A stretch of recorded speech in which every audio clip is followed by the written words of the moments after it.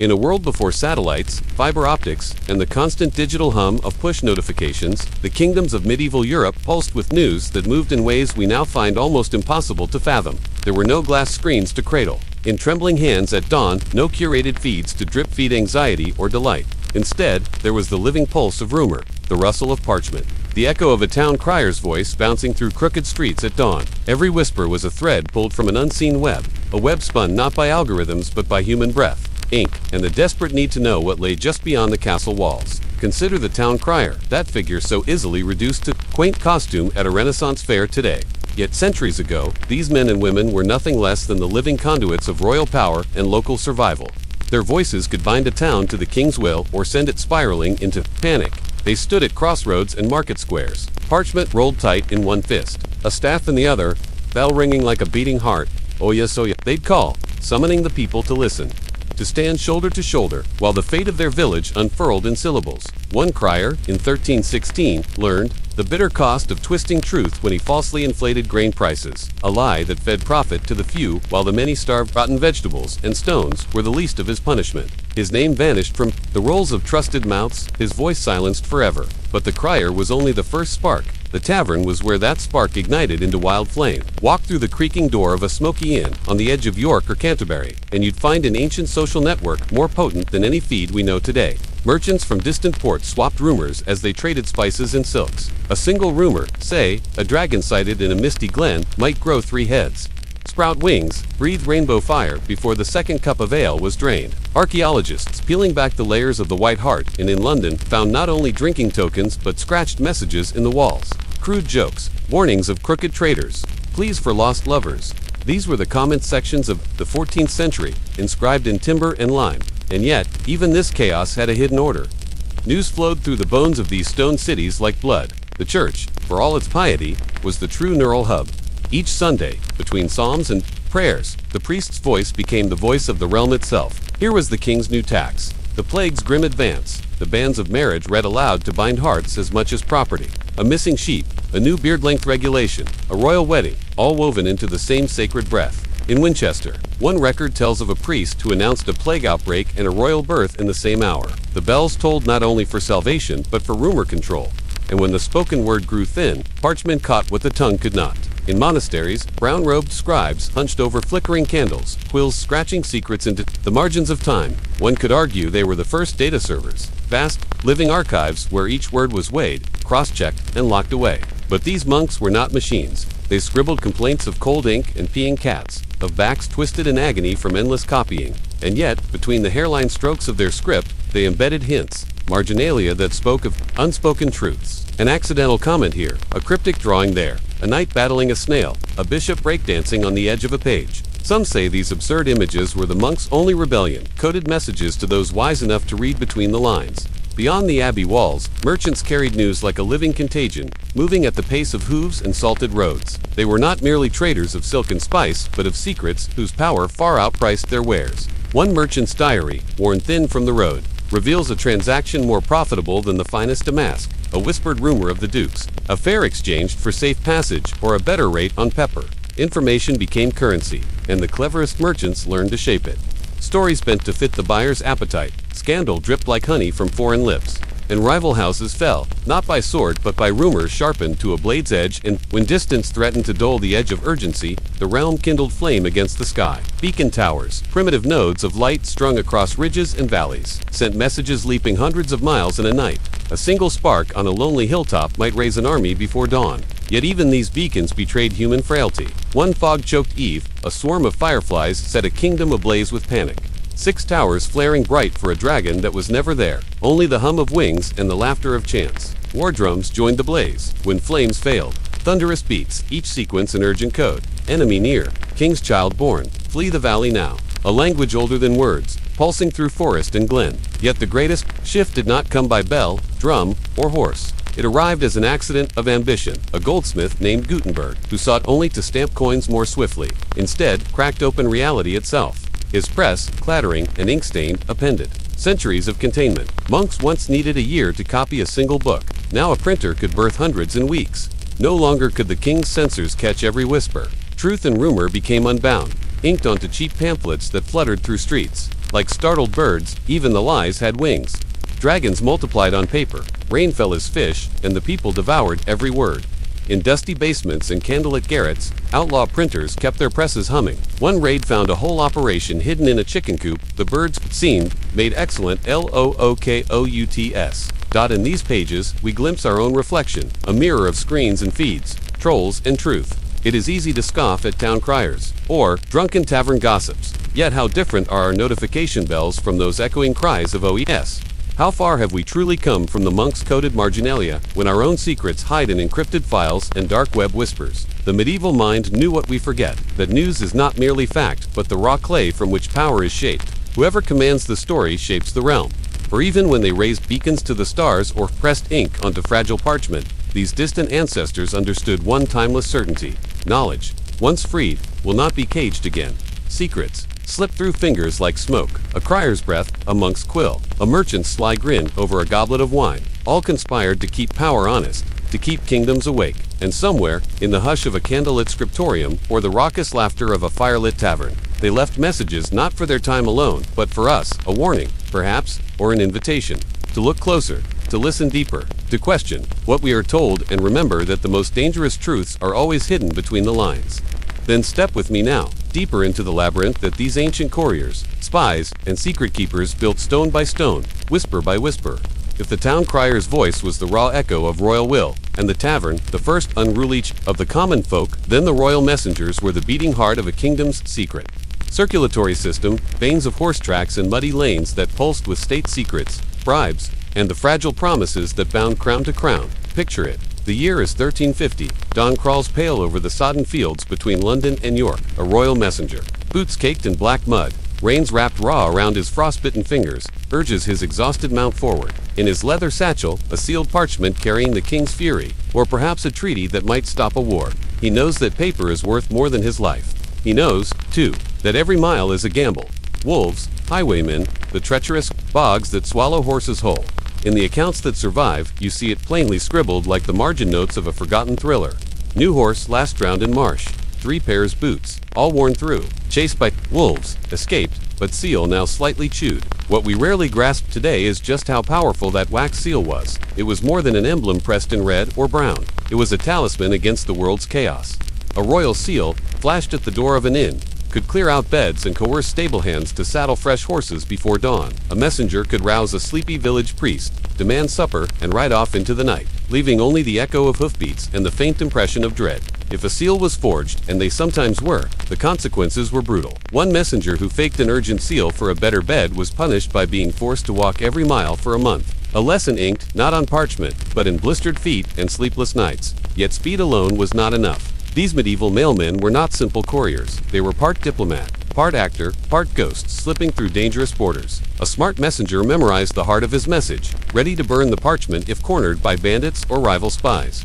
There are glimpses of these men at the edge of the record. The juggler who delivered a coded threat hidden in the drops, and arcs of his poor performance. The farmer's boat commandeered at dawn by a messenger waving a seal. The farmer, objecting, until the seal's authority turned his fear to obsequious loyalty. And what of the secrets they carried? Some messages were mundane. Shipments of salt, summons for unpaid taxes, the official griping about a neighboring lord's sheep wandering over the border. But others were the lifeblood of empires, troop movements, the terms of a fragile truce, the hush-hush details of a royal bastard's birth. Each rider was, in those miles of solitude, the most dangerous soul alive, a living vault of the realm's most volatile truths. Royal ledgers, fragile and yellow with centuries, list these men's expenses like confessions. The bribe to a local guard to open the gate after curfew. The hush money to a tavern keeper who saw too much. The extra coin to replace a hat stolen by highwaymen who, one suspects, knew the hat would not keep the messenger from riding on dot. Yet alongside these men galloped another breed entirely. The spies, the courtiers in soft boots who smiled too easily at feasts. The wandering minstrels whose songs hid barbed truths. The tax collectors who, as the saying went, counted more than coins. By 1375, every European court worth its salt employed these observers, a polite term for professional betrayers. If a royal messenger was the spear-tip of statecraft, then the spy was its dagger in the dark. They wrote in ciphers, buried inside innocuous letters about wool prices or wine shipments. One slip of the pen, one poorly coded flourish could trigger catastrophe. There's a tale, half confirmed in fragile scrolls, of an entire English army mustered because a wine order from Burgundy was mistaken for a coded call to arms. Soldiers rallied, blacksmiths hammered out swords overnight, only for the barrels to arrive brimming, not with invasion plans, but a heady red vintage that likely doled more blades than it ever drew. Some of these spies were good. Too good. Hidden in plain sight among the least remarkable, the royal sheep counter, whose real job was to memorize the movements of foreign troops as he inspected wool yields, he was so tedious in speech, so mind-numbing in his passion for fleece, that no one suspected him of carrying coded warnings back to London in the margin notes of tax rolls. His legacy remains in the scraps of parchment where troop formations, nestle-egg burrs among statistics on sheep breeds and shearing patterns. Others, though, were laughably bad. There's a record of the Bavarian agent everyone knew was a spy, but humored for the sheer entertainment value of his incompetence.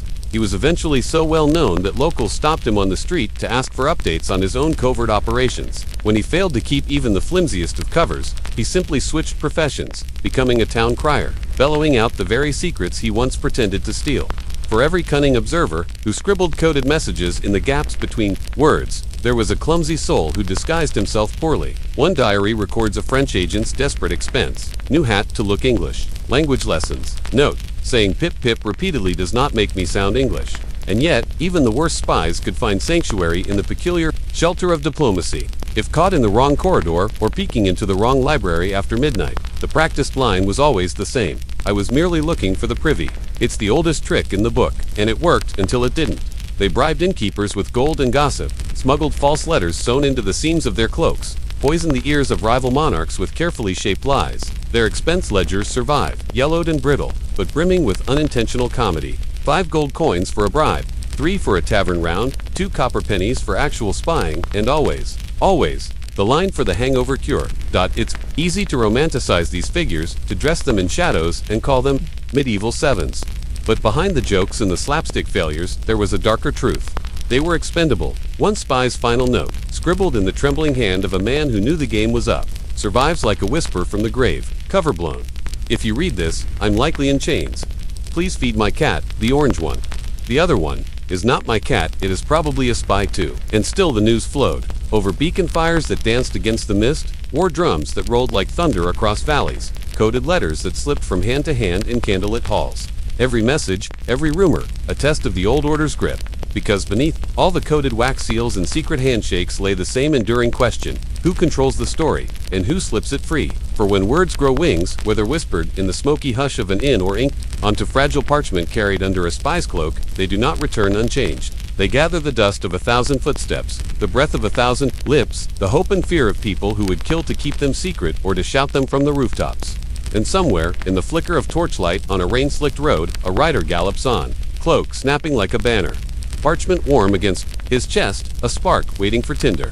Then keep your eyes on that spark, because once lit, it could consume whole kingdoms in its restless hunger for truth, scandal, and forbidden knowledge. What began as the hush of a ballad whispered by a wandering minstrel or a coded letter, smuggled in a boot, would soon roar across Europe with a power that no crown or church could wholly contain. And at the heart of that transformation was not the horse, nor the drum, nor the wavering flame on a distant hilltop, but the relentless bite of metal type pressed into paper. Over and over, until the world itself seemed to catch fire. Gutenberg, a name that lingers like a ghost behind every modern headline, every printed manifesto, every dog-eared novel hidden under a child's pillow.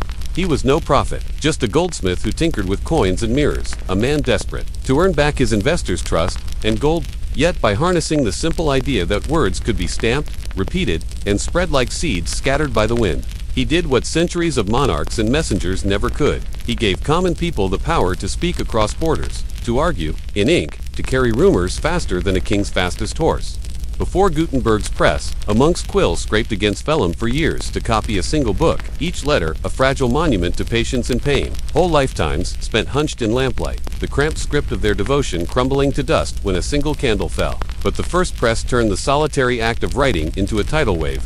By 1465, a single printer could do in days what a scribe might not finish in a lifetime. And what did they choose to print? Not only holy texts, but pamphlets, broadsheets, woodcut images of monsters that stalked the night, and scandalous tales that toppled reputations before dawn. A record survives from 1472, a printer's ledger that reads like a confessional booth thrown open to the market square. 100 Bibles, sold reverently, but 500 pamphlets detailing the latest scandal at court, those vanished before the ink was dry. Gossip, it seems, was always more delicious than scripture, and the kingdoms that once trusted messengers and coded seals to guard their truths found themselves bleeding secrets onto every street corner. It didn't take long for rulers to sense the tremor beneath their feet. An angry nobleman's letter from 1478 still bristles with impotent rage. These printing shops are worse than taverns. At least drunks sleep. Words never sleep. He was right. In the press, rumor became record, speculation became history, and sometimes the lie outpaced the truth so fast that the official messengers arrived days too late. Saddlebags heavy with royal decrees that no one cared to read, because the people already knew, or thought they did. They printed broth of wonders and terrors alike, reigns of fish, calves born with 2 heads, dragons glimpsed on misty hillsides. Maybe they were exaggerations, but they were also signals. The world was bigger, stranger, more untamed than any noble decree would admit, and tucked between those wild tales were real warnings. Grain shortages, border raids, taxes that might choke a farmer's last seed from the earth. The common man who once strained to hear the town criers shout in the market square could now hold the news in his own hands. Words to study by candlelight, to argue about in the tavern, to dream over when the shutters were barred tight. Against the wind, of course, the powerful struck back. Licenses were decreed, censors were appointed. Only the trustworthy could print. But for every official shop, 3 sprang up in cellars and barns, presses hidden behind false walls, guarded by apprentices who learned to read the stars through cracks in the roof. One was found in 1489, humming away inside a chicken coop. The birds, oblivious or perhaps complicit, clucked softly over pamphlets that denounced a bishop for hoarding grain while his peasants starved. And it was not just political power that trembled, but the ancient guardians of knowledge themselves. Monks who once held the monopoly on learning centuries spent painstakingly preserving fragile scraps of ancient wisdom, now watched as cheap printed pages spread faster than their careful calligraphy ever could. Did they feel relief? Freed at last from that endless inked servitude? Or horror, knowing that each sloppy pressman might twist sacred words into lies? Yet for all the chaos, for every false rumor and reckless pamphlet, there were seeds planted that would not die. The press made it possible for ideas to outlive kings, for heresies to take root, for whispers of lost knowledge to travel where swords could not reach. In dusty corners of Europe, forbidden texts once chained in monastery, libraries found new life. Grimoires, old alchemical treatises, half-remembered scrolls said to contain secrets from fallen civilizations. A spark here, a flicker there, until whole movements formed in the shadows.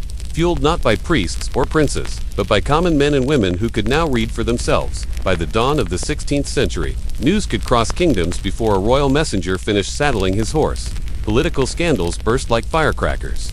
A dispute over taxes in Rome could land in London by press before the official courier's boots even touched English soil. There is an old account, half legend, half lost in brittle parchment, of a king who awoke to find that his affair with a foreign noblewoman was being sold in broadsheets at the very gates of his palace. The royal crier stood mute.